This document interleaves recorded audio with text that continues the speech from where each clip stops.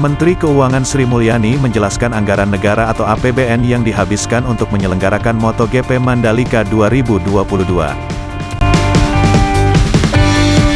Dikutip dari Kompas.com pada Sabtu, tanggal 19 Maret tahun 2022, Sri Mulyani mengatakan, alokasi terbesar untuk gelaran MotoGP Mandalika 2022 berasal dari skema penyertaan modal negara BUMN.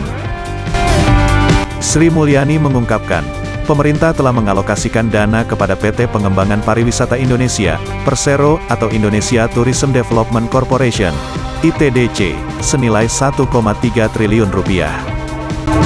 Selain melalui suntikan modal ke perusahaan negara, APBN juga mengalir melalui anggaran kementerian dan lembaga, KL, yang terlibat langsung dalam penyelenggaraan MotoGP Mandalika 2022.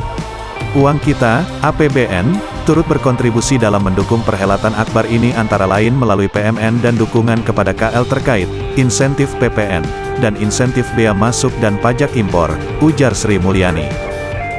Selain alokasi PMN ke BUMN, APBN juga disalurkan melalui penganggaran kementerian dan lembaga sebesar 1,18 triliun rupiah, insentif PPN atas jasa kena pajak sebesar 240,73 miliar rupiah, dan insentif bea masuk dan pajak impor senilai 10,41 miliar rupiah.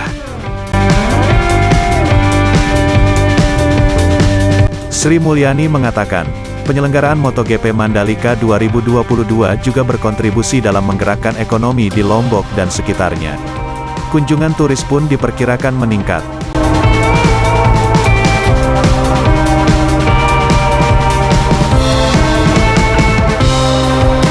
Kementerian Pariwisata dan Ekonomi Kreatif menargetkan multiplier efek dari ajang MotoGP 2022 sebesar 500 miliar rupiah dengan menciptakan sebanyak 35.000 hingga 50.000 lapangan kerja baru.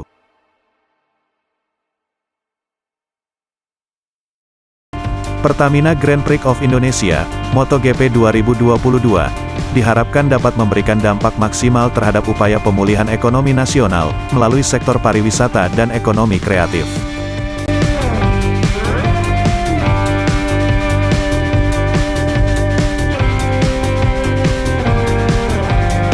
Insya Allah 500 miliar rupiah bisa berputar dengan menciptakan 35.000 hingga 50.000 lapangan kerja baru sebagai dampak dari event MotoGP, ujar Direktur Event Nasional Kemenparekraf atau Baparekraf, Desi Ruhati.